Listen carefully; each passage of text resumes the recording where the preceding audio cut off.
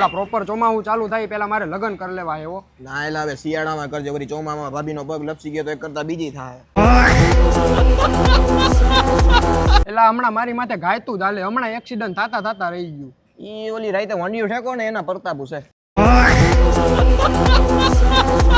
એટલે માં આવી ગયો, આ વિડિયા બનાવવાનું મૂકી દેવું હોય ને, હવે ભણવામાં ધ્યાન દેવું હોય, ભણ્યા સિવાય દુનિયામાં કાંઈ નથી. હા બાપાએ ગુસ્સાયો લાગે.